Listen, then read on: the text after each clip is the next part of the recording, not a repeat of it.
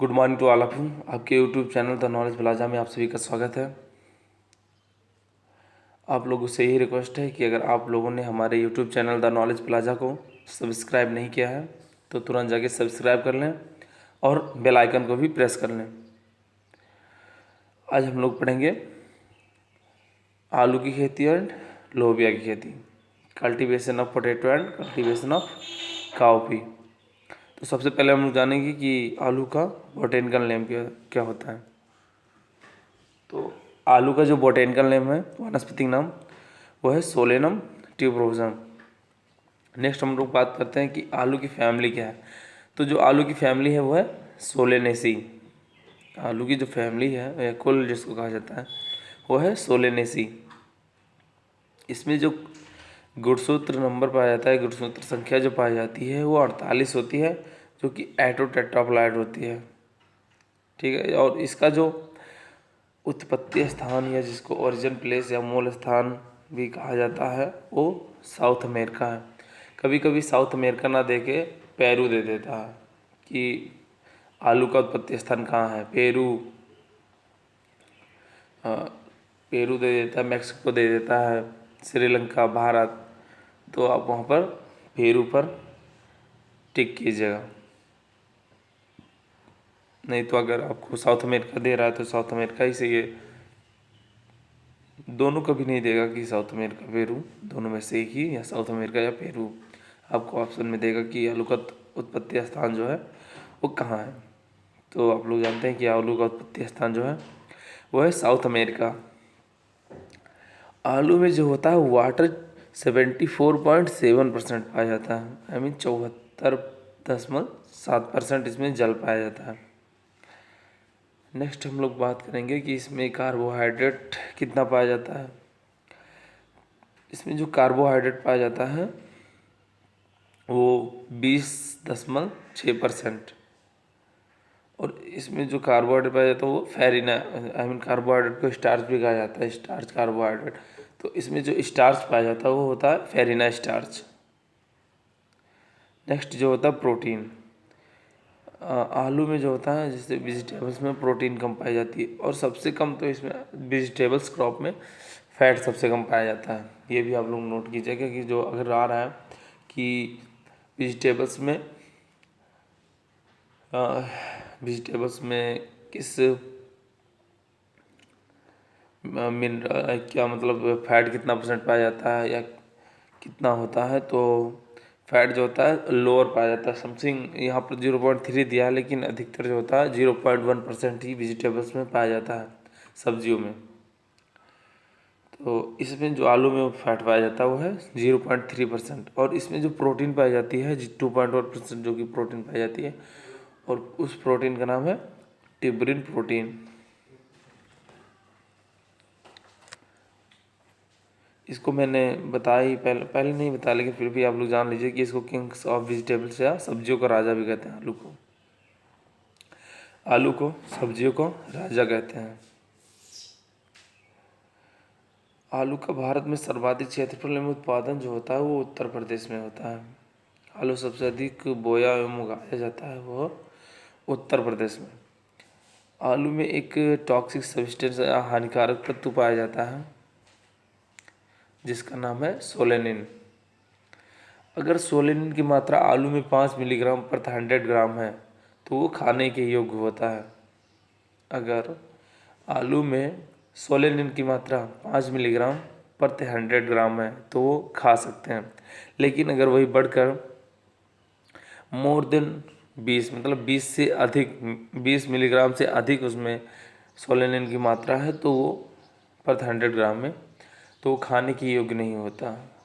ठीक है, वो हानिकारक होता है हमारे शरीर के लिए अगर 20 मिलीग्राम से अधिक उसमें सोलेनिन की मात्रा है तो। आलू जो होता है उसके फल का प्रकार क्या होता है, मतलब आलू के टाइप ऑफ फ्रूट क्या है। तो आलू का जो फल का प्रकार है वो है बेरी। टोमेटो का भी बेरी ही है। अगर आपको हॉर्टिकल्चर वाले सर ने पढ़ा होगा तो उन्होंने बताया होगा कि टमाटर के फल का प्रकार क्या है, तो वो भी बेरी है। आलू में प्रोपगेशन किसे कहते हैं, कैसे करते हैं। तो आलू में जो प्रवर्धन करते हैं या प्रोपगेशन वो ट्यूबर के द्वारा होता है।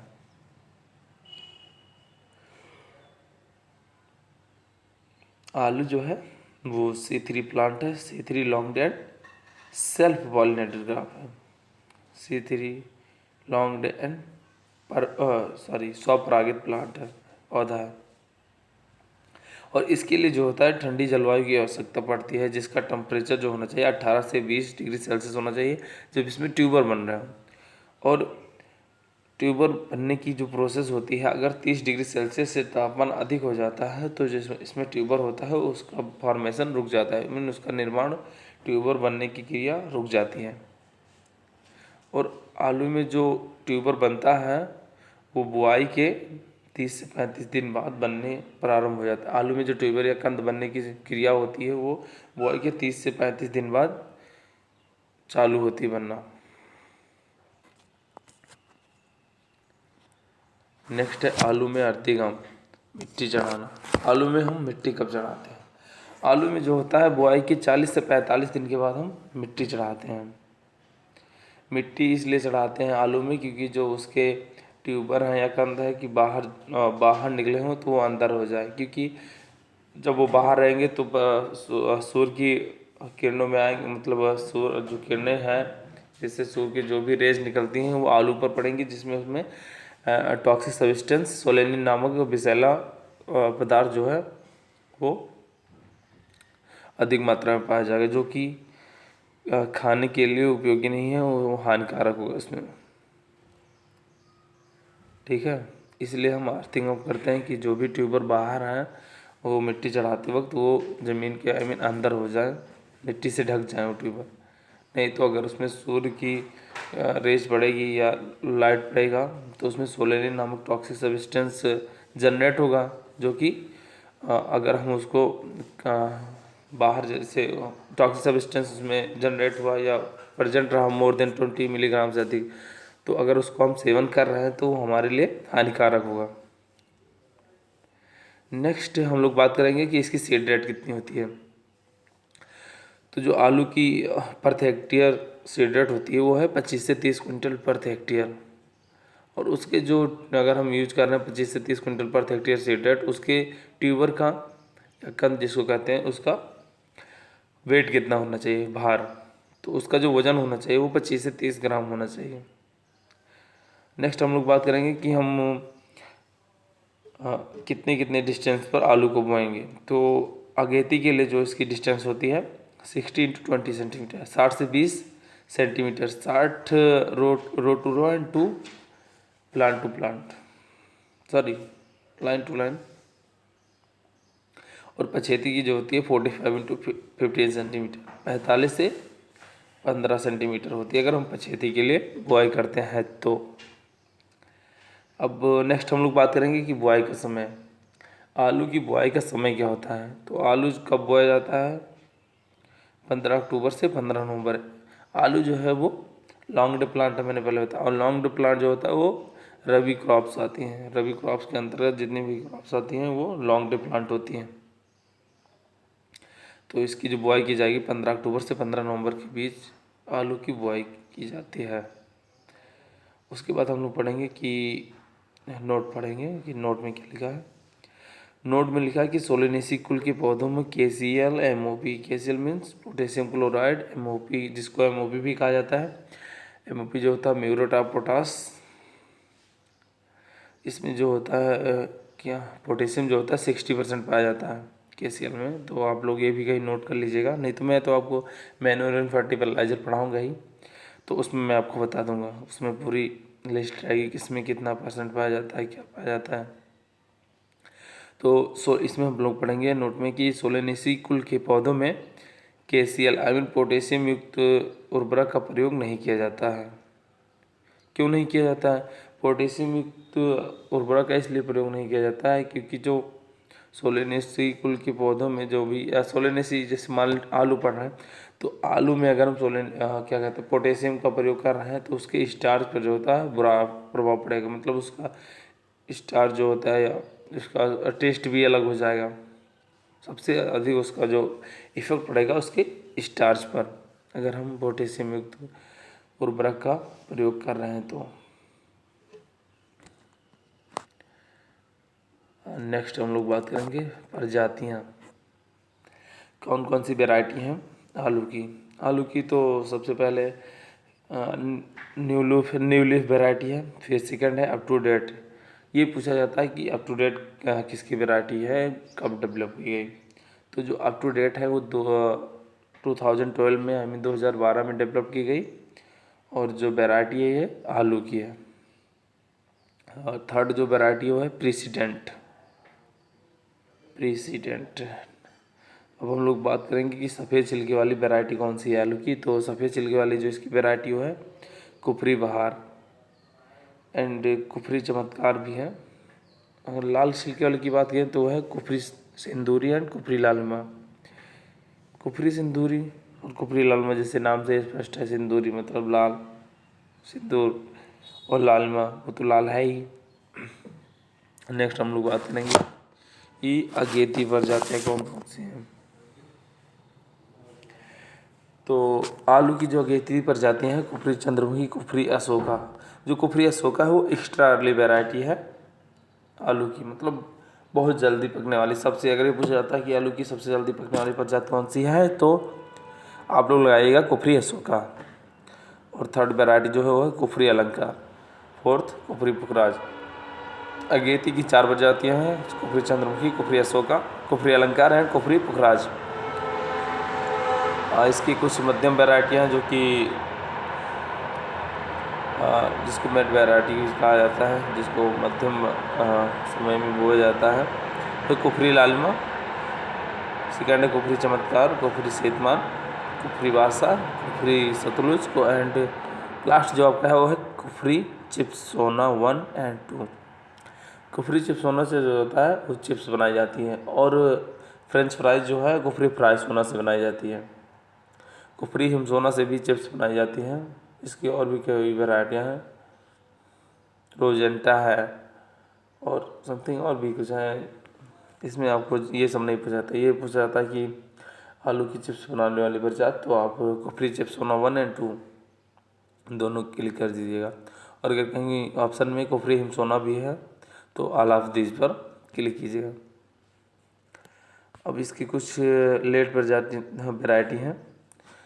पहले तो है कुफरी देवा एंड सेकंड है कुफरी गिरिराज। जो कुफरी देवा एंड कुफरी गिरिराज है वो पछेती वैरायटी है आलू की। अब हम लोग बात करेंगे डिजीज़। इसमें डिजीज़ कौन कौन सा लगता है। तो जो फर्स्ट डिजीज़ है वो है ब्लैक हार्ट। ब्लैक हार्ट जो है वो ऑक्सीजन की कमी से लगता है। उसके बाद नेक्स्ट जो है वो हॉलो हार्ट। हॉलो हार्ट जो आलू में लगता है वो नाइट्रोजन की अधिकता से लगता है, toxicity of nitrogen. Third disease जो है वार्ट डिजीज। ये पूछ रहा है कि वार्ट डिजीज किसके द्वारा लगता है, उसका काजल ऑर्गेनिज्म क्या है। तो वार्ट डिजीज ऑफ पोटैटो भी इसको कहा जाता है। तो ये कवक द्वारा लगता है, और इसका जो साइंटिफिक नेम है वह है सिनकाइट्रियम इंडोबायोटिकम। सिनकाइट्रियम इंडोबायोटिकम। नेक्स्ट जो है वह है potato spindle tuber wired, PSTV जिसको कहा जाता है। ये वायरॉइड द्वारा लगने वाला रोग है, जो कि सबसे पहले आलू में ही लगा था, PSTV वायरॉइड। और वायरॉइड की जो खोज की थी, जिसको डिस्कवर किया था, वो थे टीओ डायनर। Early blight of potato. सबसे पहले ये पूछा, अर्ली ब्लाइट ऑफ पोटैटो हम लोग जान लेते हैं लेट ब्लाइट ऑफ पोटैटो से पहले, कि अर्ली ब्लाइट ऑफ पोटैटो जो होता है वो कवक द्वारा लगता है, और उस कवक का जो साइंटिफिक नेम है वो है अल्टरनेरिया सोलेनाई। सोलेनी भी लिखा रहता है। नेक्स्ट हम लोग बात करेंगे लेट ब्लाइट ऑफ पोटैटो। तो सबसे ज़्यादा ये पूछा जाता है कि आयरिश पेमाइन किस रोग को कहते हैं। ये फिर लिखा रहता है लेट ब्लाइट ऑफ पोटैटो किसके कारण आयरलैंड में 1845 में भूखमरी आई थी, अकाल पड़ा था, तो वो थी लेट ब्लाइट ऑफ पोटैटो।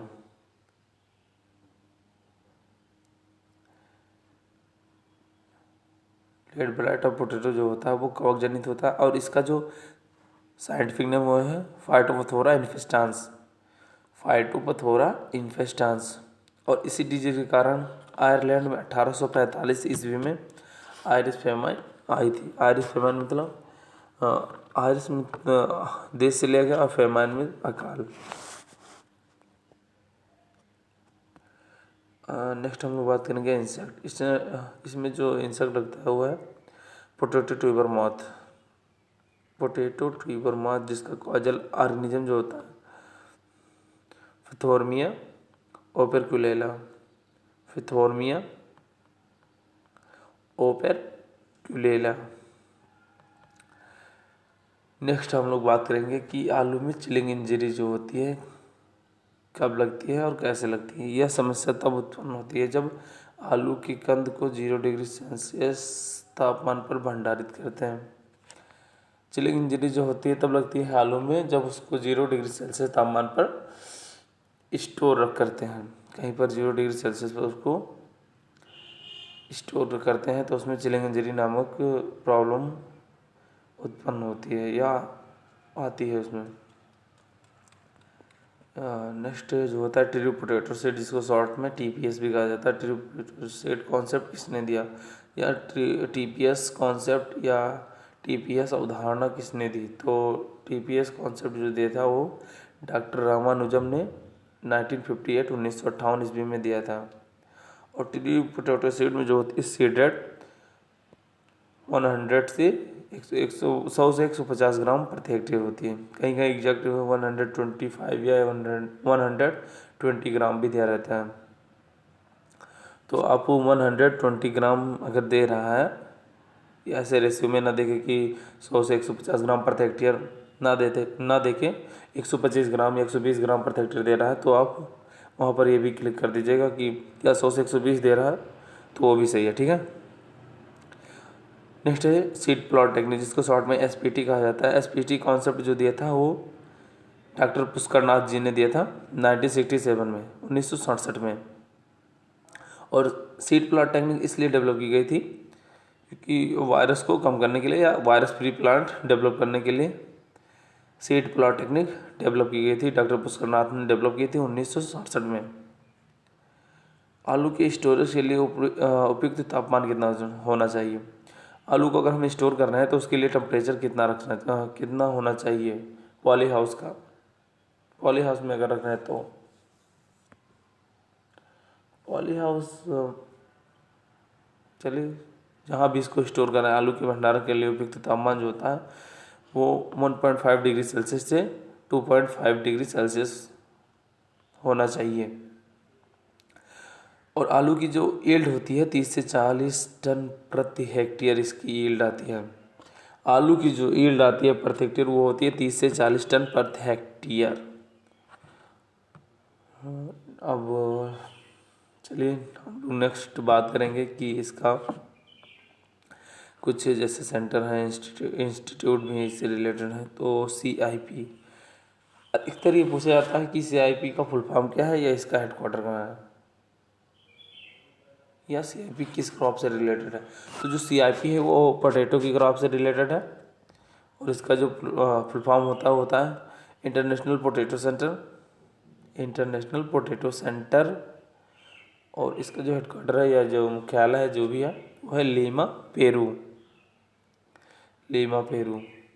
और पेरू को मैंने आपको पहले बताया कि पेरू अगर नहीं दे रहा है तो साउथ अमेरिका भी आप लिख सकते हैं। अगर ऑप्शन में दिया है तो टिक कर सकते हैं, नहीं तो आपको दिया रहेगा। अगर लीमा दिया है तो पेरू जरूर दिया रहता है कि CIP है का फुल फॉर्म जो है वो इंटरनेशनल पोटैटो सेंटर है और इसका जो हेडक्वार्टर है वो है लीमा पेरू।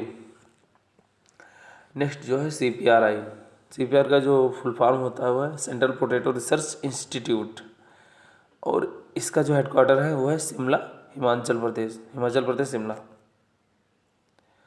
अब हम लोग नेक्स्ट क्रॉप पढ़ेंगे काउपी या लोबिया की खेती। तो चलिए स्टार्ट करते हैं देर ना करते हुए लोबिया की खेती। तो सबसे पहले हम लोग जान लेते हैं कि लोबिया का बोटेनिकल नेम क्या होता है। ये पूरा मैंने इंग्लिश में ही लिख दिया है तो आप लोग ज़्यादा प्रॉब्लम में ना आइएगा क्योंकि चलिए मैं अगर इंग्लिश में लिखा तो हिंदी में बताने की कोशिश करूँगा। बोटेनिकल नेम जो इसका वानस्पतिक नाम जिसको कहा जाता है ये है बिगना साइनेंसिस, और इसका जो फैमिली या कुल जिसको कहा जाता है वो है फेवेसी, फेवेसिया लेगुमिनेसी। इसका जो ओरिजिन प्लेस है, उत्पत्ति स्थान जो है वो सेंट्रल अफ्रीका है। इसमें जो प्रोटीन पाई जाती है वो 23.4% इसमें प्रोटीन पाई जाती है। अगर फैट की बात की जाए तो 1.8% इसमें फैट पाया जाता है। लोबिया में जो होता है 1.8% फैट पाया जाता है। कार्बोहाइड्रेट जो कार्बोहाइड्रेट परसेंटेज होता है वो है 63.4%। अब हम लोग बात करेंगे टेम्परेचर कि इसमें टेम्परेचर कितना पाया जाता है। तो टेम्परेचर जो होता है इसमें अगर जर्मिनेशन के लिए चाहिए होता है तो 12 से 15 डिग्री सेल्सियस है। अगर वो वेजिटेटिव ग्रोथ या वानस्पतिक वृद्धि के लिए वो 27 से 35 डिग्री सेल्सियस टेम्परेचर की आवश्यकता पड़ती है या रिक्वायरमेंट होती है। सीड रेट इसमें कितना लगता है काउपी में, काउपी की सीड रेट कितनी होती है प्रति हेक्टेयर, तो वो होती है 20 से 25 किलोग्राम प्रति हेक्टेयर इसकी सीड रेट होती है काउपी की लोबिया। फिर नेक्स्ट हम लोग बात करेंगे कि टाइम ऑफ सोइंग कि हम लोबिया की बुआई कब करते हैं। तो लोबिया की जो बुआई करते हैं वो मार्च अप्रैल में करते हैं। मार्च से लेकर अप्रैल के बीच में कभी भी कर सकते हैं हम लोबिया की बुआई। नेक्स्ट हम लोग बात करेंगे अब वैरायटी की, काउपी की प्रजातियाँ कौन कौन सी हैं या वैरायटी कौन कौन सी है। अगर दाने के लिए ग्रो कर रहे हैं फॉर ग्रेन तो उसकी जो वैरायटी है पूसा 2 फसली, नेक्स्ट है पूसा फाल्गुनी एंड थर्ड है पूसा बरसाती, और फोर्थ है पूसा ऋतुराज एंड फिफ्थ है टाइप 2। ये पूछा जाता है कि पूसा 2 फसली किसकी वैरायटी है, तो आप लोग ध्यान दीजिएगा पूसा 2 फसली जो है वो है काउपी या लोबिया की वैरायटी जो कि दाने के लिए ग्रो की जाती है। अगर फोडर के लिए ग्रो कर रहे हैं या फोडर मीन्स चारे के लिए अगर ग्रो कर रहे हैं तो इसके लिए वैरायटी है Sirsa 10 and Russian giant. First जो है वो है सिरसा 10 एंड सेकंड जो है रसियन जायंट। और इसमें जो एक डिजीज़ लगता है सबसे हम लोग इसकी डिजीज़ के बारे में बात करेंगे कि इसमें कौन सा डिजीज़ लगता है रोग, बैक्टीरियल ब्लाइट ऑफ काउपी, जीवाणु झुलसा रोग, लोबिया का जीवाणु झुलसा रोग जिसको हिंदी में कहते हैं लोबिया का जीवाणु झुलसा रोग, जिसका जो काजल ऑर्गेनिज्म होता है वो है जेंथोमोनास बिग्निकोला। इसका जो काजल ऑर्गेनिज्म है बैक्टीरियल ब्लाइट ऑफ काउपी का वो है जेंथोमोनास बिग्निकोला। और इसकी जो ईल्ड होती है काउपी की पर हेक्टेयर, अगर ग्रेन के लिए अगर ग्रेन चाहिए हमें पर हेक्टेयर तो उसके लिए जो इसकी ईल्ड होती है लोबिया की वो है 12 से 15 क्विंटल प्रति हेक्टेयर, सिर्फ ग्रेन 12 से 15 क्विंटल प्रति हेक्टेयर। और अगर ग्रीन फोडर हमें चाहिए होता है हरा चारा जो होता है तो उसकी जो ईल्ड होती है वो है 250 से 300 क्विंटल प्रति हेक्टेयर। 250 से 300 क्विंटल प्रति हेक्टेयर जो होती है ग्रीन फोडर के लिए इसकी यील्ड होती है। और ग्रेन जो निकलता है प्रति हेक्टेयर वो 12 से 15 क्विंटल प्रति हेक्टेयर।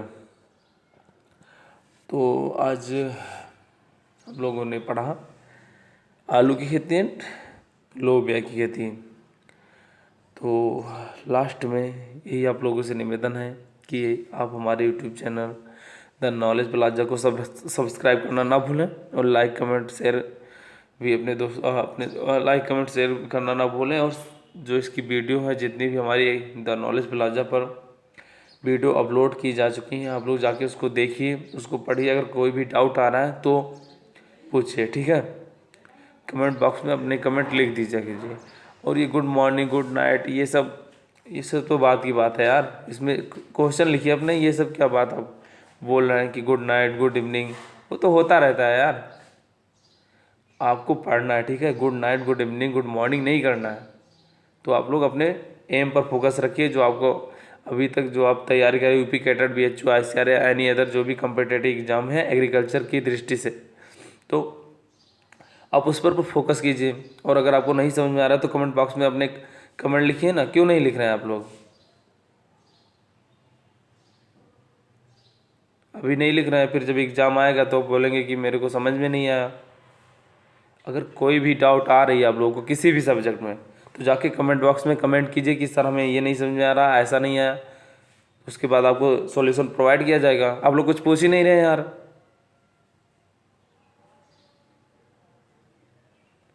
चलिए ठीक है, फिर नेक्स्ट।